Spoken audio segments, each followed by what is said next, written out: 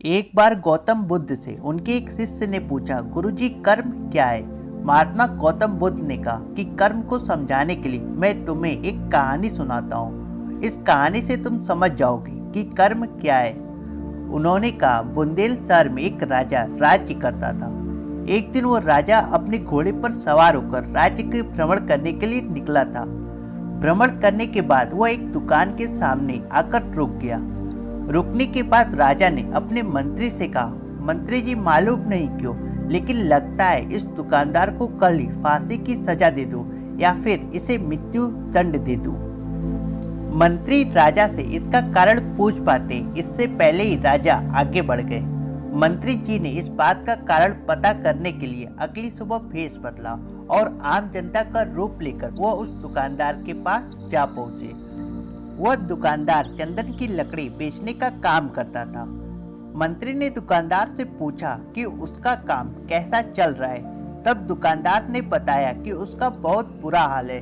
लोग उसके दुकान पर आते हैं, चंदन को सूंघकर उसकी प्रशंसा करते हैं, लेकिन खरीदता कोई नहीं है। मैं सिर्फ इस इंतजार में बैठा हूँ कि कब हमारे राज्य के राजा की मृत्यु और उनकी अंत्येष्टि पे मुझसे बहुत सारे चंदन की लकड़ी खरीदी जाएगी और शायद वहां से जो मेरा व्यापार है उसमें बढ़ोतरी शुरू हो जाए।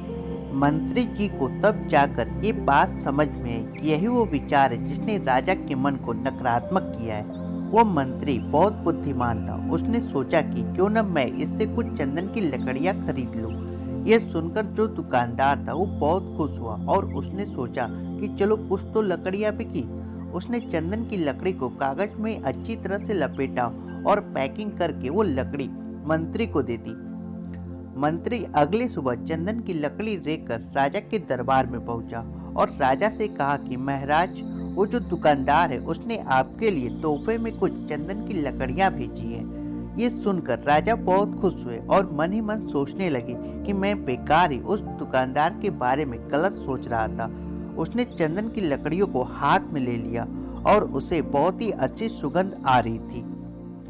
राजा इससे बहुत ही खुश हुए और उस दुकानदार के पास पहुंचे। दुकानदार बहुत खुश हुआ और उसने सोचा कि राजा के लिए मैं कितनी गलत बातें सोचा करता था। राजा तो बड़े ही दयालु हैं। जब ये कहानी खत्म हुई तब गौतम बुद्ध ने अपने शिष्यों से पूछा कि अब आप बताइए कि कर्म क्या है। शिष्यों ने उत्तर देते हुए कहा कि शब्द ही हमारे कर्म है। हम जो काम कर रहे हैं वही हमारे कर्म है। जो हमारी भावनाएं हैं वही हमारे कर्म है। गौतम बुद्ध ने सभी शिष्यों के जवाब सुनने के बाद कहा, आपके विचार आपके कर्म है। अगर आपने अपने विचारों पर नियंत्रण करना सीख लिया तब आप महान बन जाते हैं और जब आप अच्छा सोचते हैं तब आपके साथ अच्छा होता भी है। आपके विचार ही आपको अच्छा या फिर बुरा बनाते हैं। मतलब कि जैसे आपका विचार होगा वैसा आप बनेंगे।